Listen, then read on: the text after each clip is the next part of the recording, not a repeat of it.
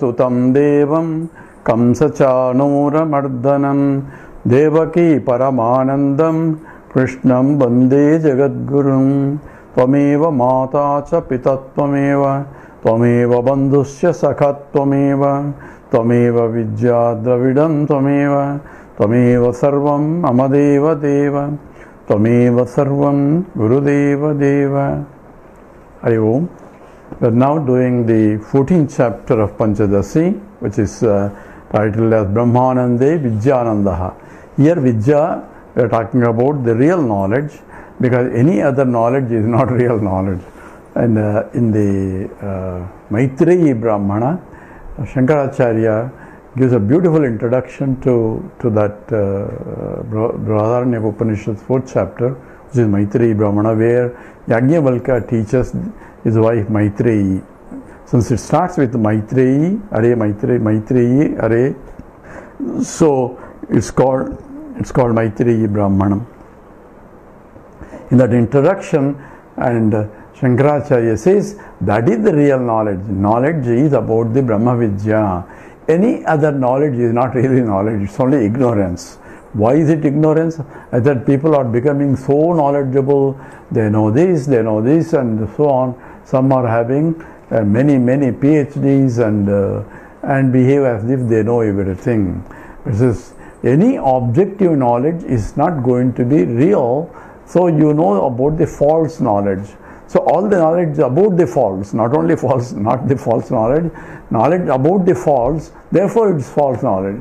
So it's like I am seeing a rope, I am seeing a snake where there is a rope. And now we are analyzing that snake, the characteristic of the snake, what phylum it belongs and what species, and it's not, there is no snake at all, it's only rope. So how much I analyze it, all that knowledge is what good or is not, if that knowledge. So that knowledge has no use. In the same way, we are talking about objective knowledge. And why is it ignorance? We know that any objective knowledge, the more you know, the more it opens up. So there is a never end in the objective knowledge. In fact, I have become knowledgeable of smaller and smaller, and specialization of smaller and smaller. That means I know more and more about less and less. That means my ignorance is growing more than my knowledge itself. And in this mathematics, it's called delta function. That means a straight line function where there is no area under the curve, is only 0.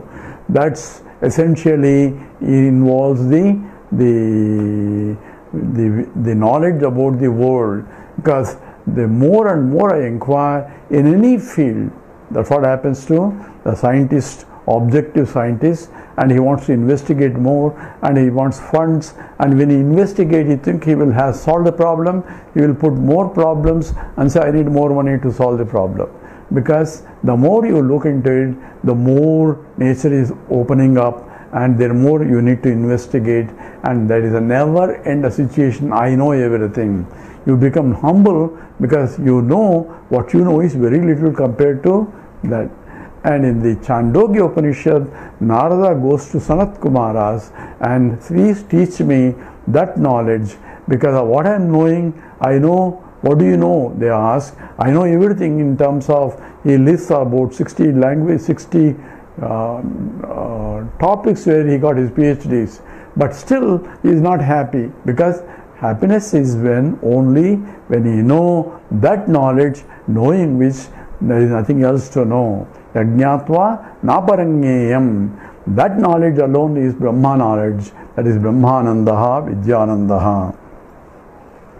How does knowledge occurs? You go to a teacher. That's what scripture says. What does a teacher do? Teacher will teach only through the thought process only. So it is a vritti jnanam. Any thought process involved, vritti means modification of the mind. So mind, before knowing, now mind knows, or the buddhi, intellect knows. That means a modification of the mind, of the buddhi, ignorant buddhi now become a little bit more knowledgeable buddhi. That transformation is called vritti. Therefore, any knowledge is going through vritti jnanam, including Brahman knowledge. But in contrast to the objective knowledge, the knowledge where I am gaining this, there is an understanding. I know chemistry, I know biology, I know zoology, or I know organic chemistry. So I can objectify my knowledge, and therefore there is a phala vyapti. So vritti vyapti is where through inquiry, through the vichara only, but what is the result? Result is tangible one in a way that is either a particular knowledge that can be objectified, and therefore I can present what I know in some of that objective knowledge, and that is essentially vritti vyapti and phala vyapti. Whereas in the case of Brahman, Brahman is not a phalam because it cannot be result of something because it's infinite. Phalam means a finite thing, so only a phalam means fruit. So the knowledge about it is indicatory knowledge. It is not, Vedanta is going to say this is Brahman. It says contemplate in the direction, rejecting everything else, contemplate on that, because of which everything is known. Yad manasa na manute yenahur manomatam tadeva brahma tvam viddhi nedam yadidam upasate. The Kenopanishad says that which the mind cannot think, so that is not a vritti. But you need a vritti to think properly what it is. So yen manasa na manuti yenahur manomatam, that because of which the mind can think. So that capacity to think, so inquire, that is the vritti jnanam. Phala vyapti is discovering that I am that. So it's not discovering something else, it is a recognition. That's called realization. It means it is there all the time. It is recognized now, I am that Brahman and not this. So that's called no phala vyapti but vritti vyapti. Vritti vyapti takes place by going to a teacher and studying it. So here, just like any other knowledge, there are 4 aspects involved, and that's called chaturvidam. That's what the sloka 2 says. And what are those is going to illustrate that now in the verse 3. Dukkha bhavascha kamaptihi, dukkha bhavascha kamaptihi, krutakrutsyoha mityaso, krutakrutsyoha mityaso, prapta prapyoha mitsyeva, prapta prapyoha mitsyeva, chaturvijyamudahrutam, chaturvijyamudahrutam. Together. Dukkha bhavascha kamaptihi, krutakrutsyoha mityaso, prapta prapyoha mitsyeva, chaturvijyamudahrutam. So dukkha abhav, these are the 4 aspects involved. That's what he said, chaturvidaha, yesha chaturvidaha. There are 4 aspects involved in the, just like any Vishayananda, any objective knowledge, this also has the Vedanta knowledge also has the 4 aspects. One is dukkha abhavaha. It's absence of sorrow. What is the absence of sorrow? I want to know this chemistry. Let's say take chemistry. I want to know chemistry. That the desire prompts it. I need to know, I want to know, I want to know. The more the mind wants to know, that is what is restlessness of the mind. The restlessness of the mind, inquiring mind. That's why a scientist becomes restless when he cannot discover and trying to discover. The more he wants to know, and in a way he is inquiring more, and in the process his mind gets heated up. Oh, I've been thinking on this for too long, and he wants to take a rest, because that is the type of restlessness associated with is the dukkha bhava. When I get what I want, then that restlessness goes away. So that's called dukkha abhavaha. So absence of the restlessness is absence of the dukkham. In any Vishayananda also, I want this, I want this. When I get it, that absence of the agitations causing that I want is subsided because you got it. So that's called dukkha abhavaha, the absence of sorrow. Kama aptihi, then fulfillment of the desire. So I want to know this subject, I want to have this object. So any objective knowledge now is fulfilled by you got your PhD, or you got this degree, or you got publication. All that is again kama triptihi. So that is the second aspect involved. So essentially here chaturvidha. One is agitations have gone down, another is desire has been fulfilled. Even desire to know Vedanta is again desire, but the result is different. In the other one, result is finite. In this case, it is about your own self, where it's not a palavyapti that we discussed before. So kamaptihi, that is the second aspect. Krutakrityoham. So I am fulfilled, or I have accomplished what need to be accomplished. That also comes in the case of any knowledge. I got what I want. I got a PhD, what I want. I got master's degree, I want a BE degree, I want. So what you got, the desire is fulfilled by a result that you are longing for. So longing for, that is desire, is have a proper the result, therefore you are happy. So that's called Krutakrityaha. And in the other case of objective things, you feel inadequate, you want to know more again. So another desire comes in, whereas in the case of it, there is no more to know. So therefore, it is the end of all knowledge. So Krutakrityaha, Krutakrityoham iti asau. This is that what one looks for. These four aspects of it. We have first is dukkhabhavaha, kamaptihi, kamatriptaha, and the third one is krutakrityoham. And the fourth one is prapta prapyohamum. Prapta prapyoham iti eva. So prapta prapyoham means I have achieved what I need to be achieved. So this is the fourth aspect of it. I have gained what has to be. So Krutakrityaha means I have performed everything that I need to be performed. That is Krutakrityaha. Now here I have accomplished what I need to do. So there are two different things. One is effort involved, another is a result. So have you done what need to be done? Yes, I have done. Result may not be what I want. That's a separate issue. But whatever I need to do, I have done it.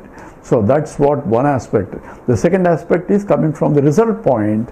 It is I have gained what I need to be gained, and that's called prapta prapya. When I want to do PhD and I have completed that, so I am Krutakrityaha. But I get a PhD of a degree, then I have received what I need to receive. That's what essentially the second. One is from the point of effort, another from the point of result. So this is prapta prapyoham iti eva chaturvidya mudahrutam. So udahrutam is exemplified as chaturvidya, the four aspects of involved in the knowledge. Sloka 4. Aihikam cha mushmikam ched. Aihikam cha mushmikam ched. Evam dukkadvideritam. Evam dukkham dvideritam. Nivrittimaikasyaha. Nivrittimaikasyaha. Bruhadaranyakam vachaha. Bruhadaranyakam vachaha. Together. Aihikam cha mushmikam ched. Evam dukkadvideritam. Nivrittimaikasyaha. Bruhadaranyakam vachaha. So there are two strong desires, he says, according to the scriptural. So Aihikam is that belongs to this world, in this world. That means I want to accomplish, I want to this, I want this, I want this, and so on. So Aihikam of this world. Amushmikam of the related to the other world, the worlds in future, where if I believe that I have to go to Swargam, I have to go this loka, that loka. So if you are in the, according to the Hindu tradition, there are 14 lokas are there, and this is only one loka. You, depending upon the loka you have, you will be depending upon your merits, you want to go there. So to gain that loka, you have to accomplish in this life certain things that you can. So by doing that, you will be going to that. So desire to go there makes you to worry about it right now here to do. And he is going to give example of what people do according to the Vedic tradition in order to gain not this world, in the future world. In the other religions, you have to believe that religion, then you will go to heavens. If you don't believe in this religion, then you won't be allowed there. So what you are looking for is not in this life, but in the life next. So you suffer here so that you can get happiness there. Why I am doing suffering? Because I want to go there. I want to be more permanent happiness, therefore I am suffering here. So this is the kind of the vidya here. So ahikam cha mushmikam ched evam dukkha dvideritam. So there are two types of dukkham on this basis. One is ahikam dukkham and amushmikam. Amushmikam means about the future world and about this world. I desire to get this world is one kind of unhappiness, that I want this, and desires in the higher lokas is I want that. So these are the two different.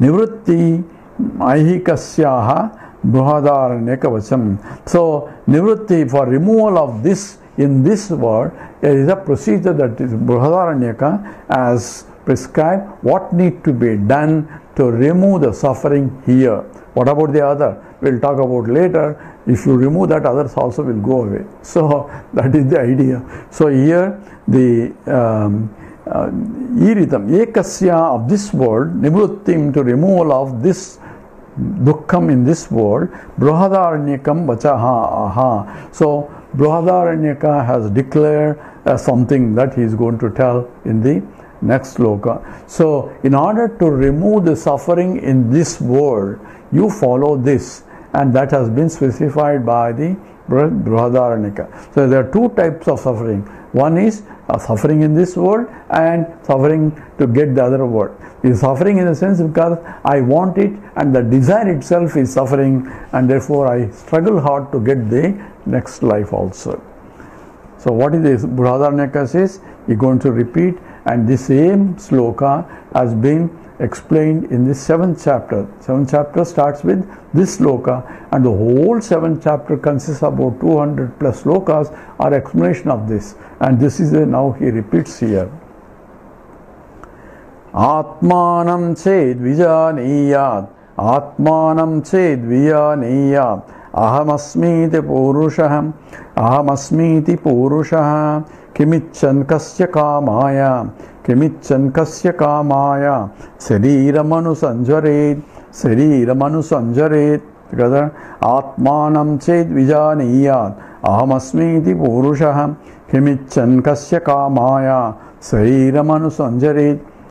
So this sloka is the whole chapter of 7th chapter of this Panchadasi, where Vidyaranya has discussed exhaustively almost like 200 plus slokas on explaining this mantra of the Upanishad. So he says, Purusha is Jiva, Atmanam, to the self, Chet, Ahamasmiti. So knowledge of the self, once I realize I am the self, so Atmanam Chet Vijaniyat, he has to realize that is the knowledge, Phalam. So that Ahamasmi iti, by gaining this knowledge, what do I am going to gain? Ahamasmi, I am existing. So this is the knowledge you get by studying of the Vedanta. I know that I exist even without going to the object, because without existing, how can even go and approach a teacher? So I know I exist. What is this? I don't need to Brihadaranyaka Upanishads to tell me that I exist. So what it tells you is the existence aspect of you is not what you think it is, it's something different. Therefore Brihadaranyaka says, that is Atma, it is Vijaniyat. So you have to know that self that exists. So when I say I stand for consciousness, I am for existence. That existent consciousness is to be known, and not that I am equal to this. So what I know, I exist, I know, I am conscious entity, I know, but you take it that existence as this body, this mind and this intellect and which is different from existence of the world. So you are not do not know what that really aham asmi, I am, really means. That is, I am is existent consciousness that I am, not associating with any this. That is what essentially is implication of that sloka there. And aham asmi iti purushaha. Aham asmi, I am, means I am existent consciousness, and that is, that existence is sadeyo saumya idamagram asit ekamevo advitiyam. It is one without a second. So there is no other existence other than I am. So if anything else exists, that's only myself, only in that form. All that is involved in aham asmi. So atmanam chet vijaneyat, to be known or to be realized. And once I know that I am pure existent consciousness which is limitless, because that sadeva saumya idamaga existence alone was there, it is ekam eva advitiyam, it is one without a second. That means it's infinite. There is no sajati vijati swagata vedas in that.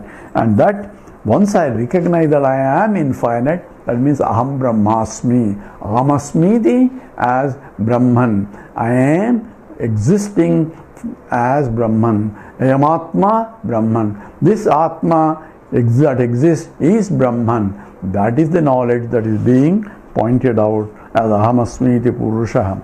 So once I know that I am infinite, kimichan kasya kamaya. So what is there for me desire to know anything else? So I don't have any more desire, because the suffering in this world is I feel I am finite and I want to solve the problem of finiteness by acquiring this.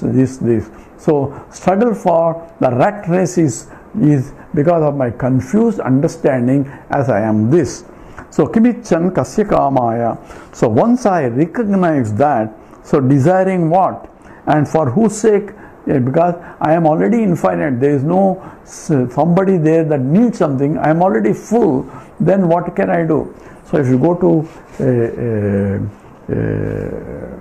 somebody invite you for dinner and you already ate completely to the limit, and then they brings about some beautiful rasmalai or something that you like, but you cannot eat anymore.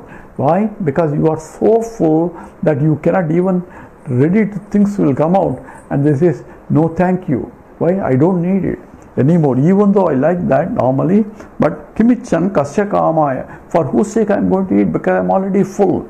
So therefore the one Atma, aham asmi, has to be understood as I am infinite and there is nothing other than me. So what is there to whom? Or the question, kimichan, who is the desirer here? Desirer of something other than oneself only I can desire. So there is nothing other than myself. So no desires for him. Kasya kamaya, for whose sake, and sariram anusanjare, that this body has to struggle in order to get. Sariram includes the sthula sarira and sukshma sarira, mind and the intellect also. So all these sariras, what do they have to struggle for? Because I have gained what need to be gained. I have realized infinite, so there is nothing more I want. That's why Krishna says that Prajahati yadakaman sarvan partha manogatan atmani eva atmana tushtaha. He is reveling in himself by himself, and that self that he revels is infinite. Therefore there is no more longing for it. Therefore this is kimichan kasya kamaya sariram anusanjare. So this sariram, so the because of what I had to work hard, I had to the sariram has to work up in order to gain what? Because there is nothing really I want, and therefore that is the type of knowledge. Therefore, if you look back previous sloka, it says the Brihadaranyaka says that this suffering in this world can go away by knowing that I am Atma, I am infinite, by scriptural study and recognition or realization who that I am and not what I think I am. That is the statement of the scripture. Now that explanation in the next sloka. Jivatma paramatma ched Jivatma Paramatma Ched.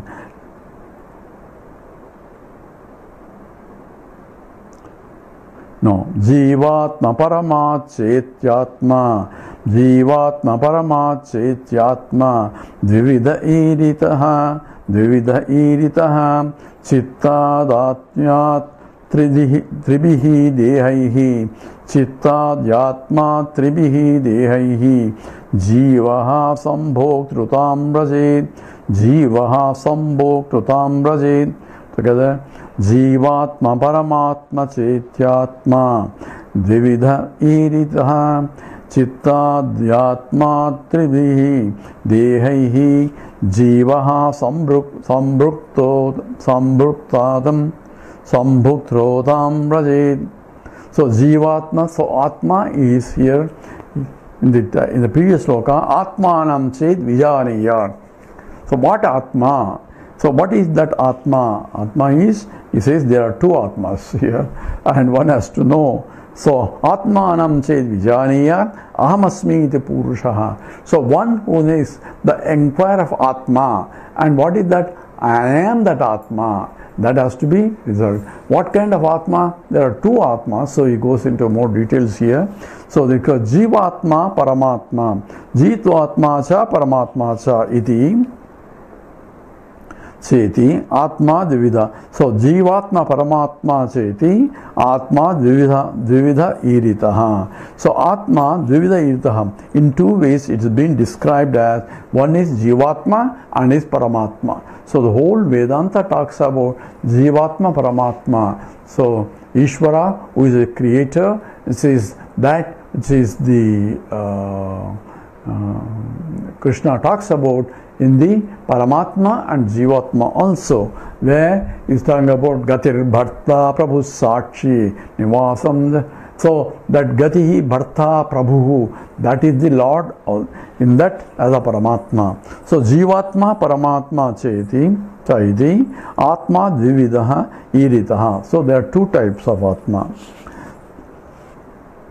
Chitta-atmyat tribihi dehaihi.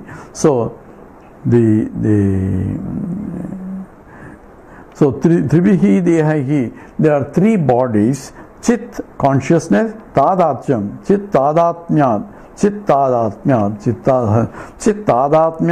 tribihi dehaihi. So this chit, consciousness, and tribihi dehaihi, in three bodies, and tadatyam, identification with the three bodies, is jivaha, and that is called dehaihi jivaha sambhokrutam brajed.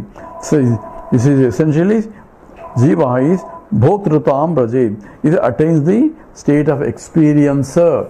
So by knowing that the jiva identification with the three bodies, a jiva notion arises. So first he is defining there are two, Jivatma and Paramatma. What is Jivatma? Jivatma is the one where the conscious existent identifies itself with the three bodies and then experiences the world outside. So that's essentially called a jiva. So chit tadatmya. Tadat means identification as I am this, and that identification is tribihi, and tribihi dehaihi, three bodies. What are the three bodies? Sthula Sariram, that is the gross body, then the Sukshma Sariram, the subtle body, which consists of the mind and intellect, plus all other Jnanendriyas, etc., and the causal body, that is Karana Sharira. So Sthula Sharira, Sukshma Sharira, and causal are the Karana Sharira, and that is in the deep sleep state where the Sthula Shariram and Sukshma Shariram are folded, and only Karana Shariram is expressed as I don't know, I am ignorant and of space and time. So that's called the causal state, because only vasanas are there, and that is essentially three bodies. So I define myself, I am a waker, I am a dreamer, I am a deep sleeper. So by this identification with the three bodies essentially is what a jiva is. Why I say I am this? Because everybody operates, I am this body. Because I do not know who I am. So I am this is the fundamental problem, and that is what a Jiva notion is. With this we stop and continue tomorrow with the next sloka. Om Purnamada Purnamidam Purnat Purnamudachyate Purnasya Purnamadaya Purnameva Vasishyate. Om Shanti Shanti Shanti. Harihi Om Sri Gurubhyo Namaha. Harihi Om.